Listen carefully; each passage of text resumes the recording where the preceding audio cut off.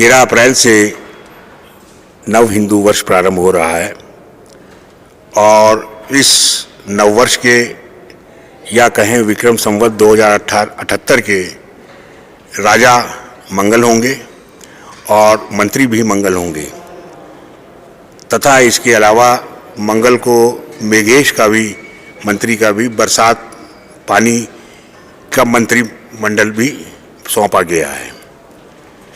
पौराणिक शास्त्रों में ये लिखा है कि जब भी किसी भी एक ग्रह को 3 पद प्राप्त होते हैं जिस वर्ष में भी, वो वर्ष उस देश के शासक और शासन के लिए चिंताजनक होता है।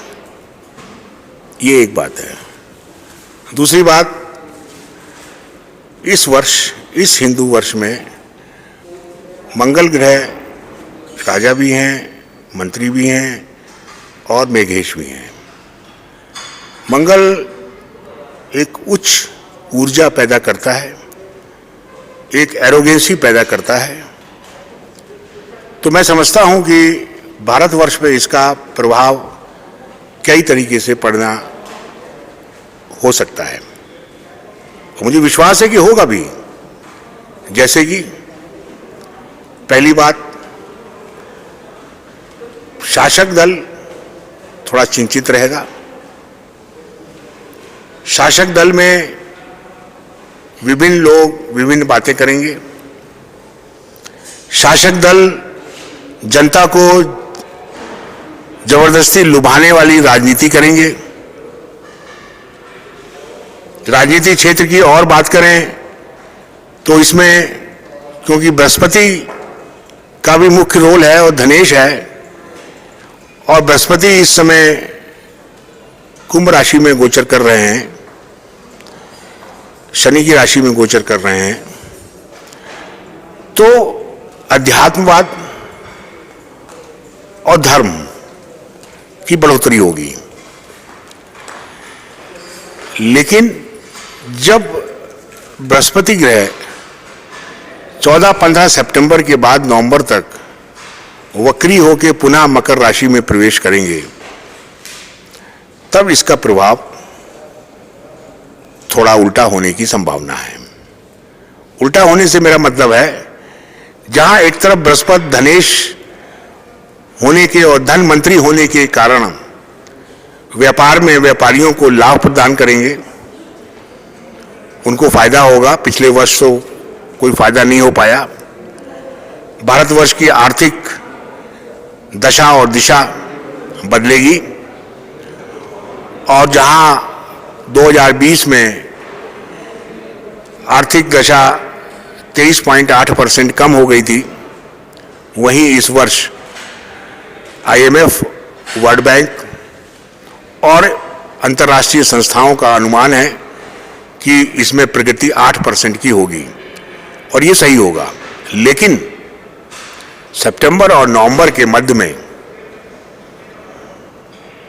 नेचुरल कैलामिटीज की वजह से कुछ ऐसी घटनाएं होने की संभावना है जिससे आर्थिक विकास की गति को अवरुद्ध होना पड़ेगा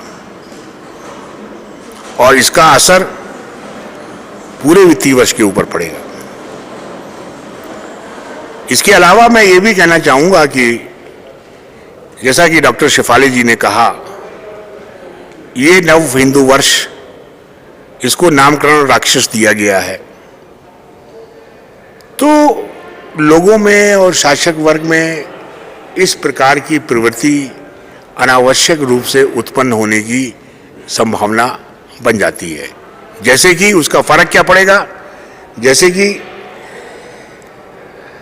छल कपट की राजनीति बढ़ेगी, अपराधी लोगों का भंडाफोड़ होगा, वो जेल में जाएंगे, प्राकृतिक आपदाओं और नई नई संक्रामक बीमारियों से जनता परेशान होगी।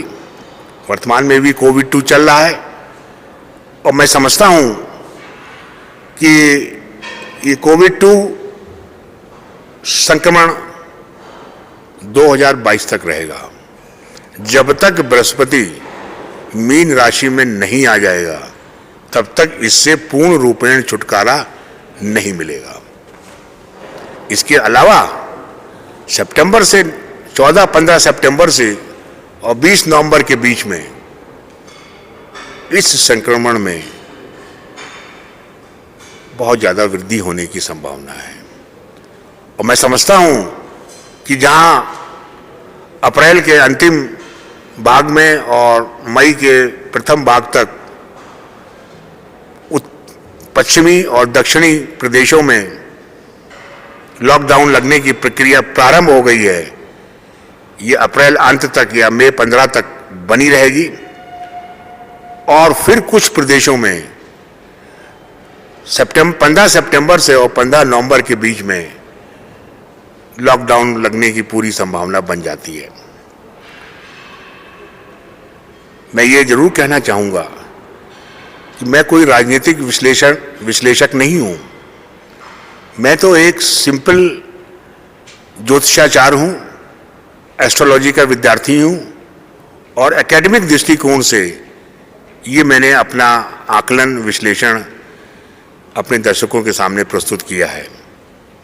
एक चीज और कहना चाहूंगा, इसका मेरा मतलब ये बिल्कुल नहीं है कि अपने दर्शकों को, अपनी भारत की जनता को डराने के कई उद्देश्य है, लेकिन मैं अपना ये फर्ज समझता हूं कि सबको आगामी आने वाले अच्छे और बुरे समय का ज्ञान पूर्व में ही करा सकूं, ताकि वो उससे निपटने की अपनी कार्य योजना पूर्व में ही सुनिश्चित कर सके और अचानक उनको धक्का ना लगे। इसी के साथ मैं कहना चाहूंगा, प्रार्थना करना चाहूंगा कि सब लोग स्वस्थ रहें और सुरक्षित रहें। कोविड के से सुरक्षित रहने के समस्त उपाय जैसे कि मास्क पहनना, डिस्टेंस मेंटेन करना, इसको न छोड़ें। वैक्सीनेशन आ गया है, लग गया है। 7.5 करोड़ से ज्यादा देशवासियों को वैक्सीनेशन भारत के प्रधानमंत्री श्री नरेंद्र मोदी जी की लीडरशिप में तेजी से लग रहा है। इसके लिए मैं उनको एक आम जनता, एक आम पब्लिक की हैसियत से मुबारकबाद देता हूं।